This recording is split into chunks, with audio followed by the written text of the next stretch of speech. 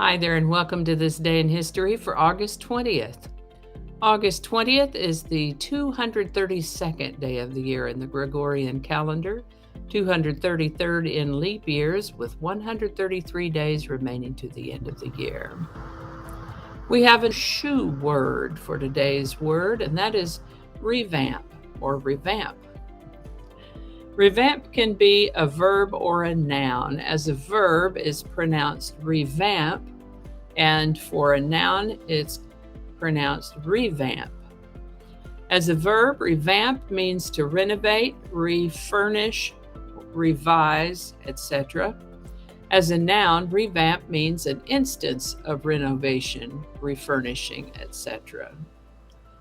This word comes to us from word parts re, which means again, and vamp, which is the upper part, the front upper part of a shoe. And these word parts, this word comes to us from Old French and Latin before that. Earliest documented use of the word revamp or revamp is 1803.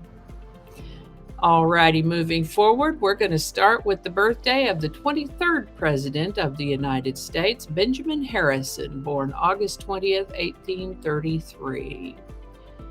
Interestingly, he was a grandson of the 9th President, William Henry Harrison, and great-grandson of Benjamin Harrison V, a founding father who signed the United States Declaration of Independence. Benjamin Harrison lived to the age of 67. This is the birthday of Howard Phillips Lovecraft, born August 20th, 1890. We know him as H.P. Lovecraft, author of science fiction, fantasy, and horror, a genre that during his life was called weird fiction. He was an only child, and when he was 3 years old, his father had a nervous breakdown and spent 5 years in a hospital before he died. So Lovecraft was raised by his mother, 2 aunts, and a grandfather, all in one household.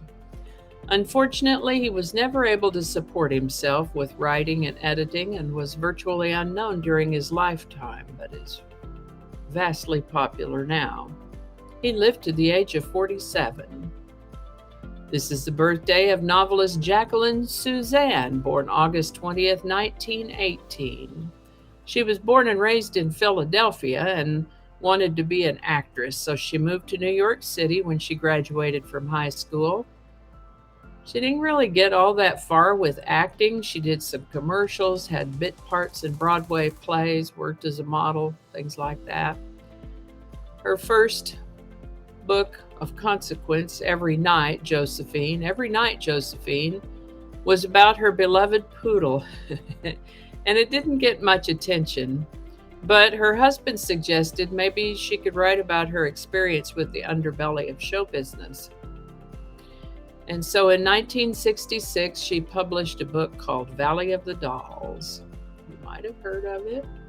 It was made into a movie. This was about 3 ambitious young women who moved to New York to try to make it big and ended up destroying themselves. They were all addicted to drugs, including barbiturates. They called them dolls. Literary critics hated Valley of the Dolls, and pretty much everyone agreed that it was trash. They had some really creative insults for this book, and as if that weren't enough, they also made personal insults about Miss Susann's appearance. All that negative publicity only increased the book's sales. Somebody's over here telling them how terrible it is, and everybody else is like, I can't wait to see how terrible is it really. 350,000 copies in hardcover. Valley of the Dolls, 350,000 copies in hardcover and 8 million copies in paperback. Jacqueline Susann seems to have taken it pretty much in stride, saying, I don't think any novelist should be concerned with literature. Sadly, Jacqueline Susann died of cancer at the age of 56. On August 20th, 1920, the National Football League was organized as the American Professional Football Conference in Canton, Ohio.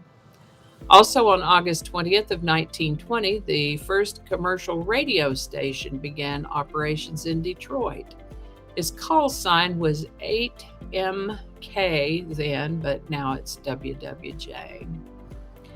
On August 20th, 1926, Japan's public broadcasting company NHK was established. Lou Gehrig had his 23rd career Grand Slam on August 20th, 1938, a record that stood for 75 years until it was broken by Alex Rodriguez, A-Rod as we like to call him. On August 20th, 1940, Winston Churchill delivered the fourth of his famous wartime speeches, containing the line, "Never in the field of human conflict was so much owed by so many to so few." The Battle of Britain was raging. He was referring to the small group of Royal Air Force who had successfully held off the much larger Luftwaffe, the German Air Force. The world's first nuclear-powered civilian ship, the NS Savannah, embarked on its maiden voyage on August 20th, 1962. And the Viking 1 probe to Mars was launched on August 20th, 1975. Today's song is Can't Help Falling in Love by UB40, number 1 on August 20th, 1993. Actually, as of August 20, it was 5 weeks into a 7-week run at the number 1 spot. This is a cover of the Elvis Presley hit, which achieved number 1 status in the adult contemporary chart for 6 weeks in 1961. UB40 added a reggae twist, and this version appears in several movies, such as Sliver, Fools Rush In, and Speed 2 Cruise Control. Can't Help Falling in Love by UB40, number 1 on August 20th, 1993. Link in the description. And I think that's going to do it for us today. Thank you so much for watching. Consider subscribing if you haven't already. Feel free to share this video with a link in your email, messaging, or social media. If you enjoyed this series, you can check out the playlist that contains these videos. I'll put a link to that in the description.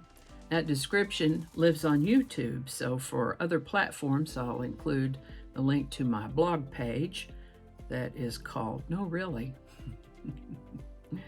You can also find me on Rumble, Parler, BitChute, and Getter.